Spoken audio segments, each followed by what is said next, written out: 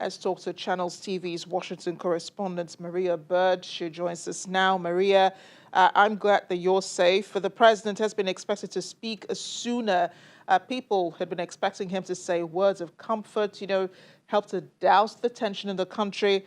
What impact have his words had so far on the protests? Unfortunately, many people believe that his words have potentially incited more violence. People are so angry. They're looking, as you said, for those words of comfort.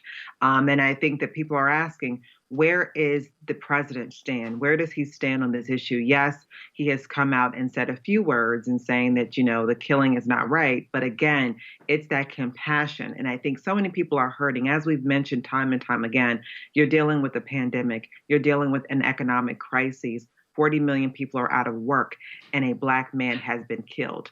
And as I've talked before on your show for a couple years now about the Black Lives Matter movement, and more importantly, the lives of African Americans that are being taken senselessly and oftentimes by the police.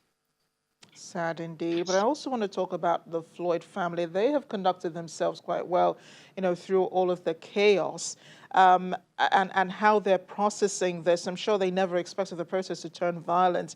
There are two sides, of course, to the story why the protests are violent, but it appears everyone wants to be part of the protest somehow, whether it's online or in person. What does this say about how Americans really feel about racism and police brutality? Well, the Floyd family, I mean, as you mentioned with the brother, they're asking for people not to tear down the communities. Again, tearing down the communities. There was a woman, elderly woman in a wheelchair saying, where am I going to go to the store now that my community stores have been burned down? And so they're asking for peace. If you think about Dr. Martin Luther King and all of those civil rights leaders of the 50s and 60s, they were talking about the issue of hatred. And that is what we must focus on. We must remove the era of hatred and focus more on how do we move past this and move to peace. And so I think that's when you look at the Floyd family, they're asking for peace because, as you said, they said their brother was a gentle giant. And so when you talk about someone that has a heart, and this is really a matter of the heart, but when you put so many things together, it does enrage people.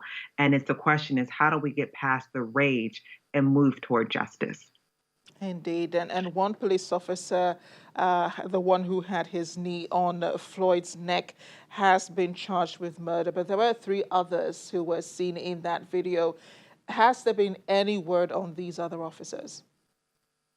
The country is calling for, and as we talk about the protest, the question is, the protesters are saying, when are they going to be called forth? When are they too going to be charged? And so, that once that day happens, I think we will begin to see some subsiding of the rage. But at this time, the Attorney General's office, they said they're still investigating and they still have not brought forth the charges. And again, there's the laws that relate to how police are charged are very different than the everyday person. And so oftentimes the semantics of the laws give police officers sometimes ability to have a longer process and oftentimes not even being charged. And so they're hopeful, again, that they will see some justice for those who are standing by and watching this horrific occasion for George Floyd. And indeed, Maria, and I think the protests across the United States are also reflective of how people across the world feel about police brutality, even here in Nigeria. Thanks again, Maria, and do stay safe.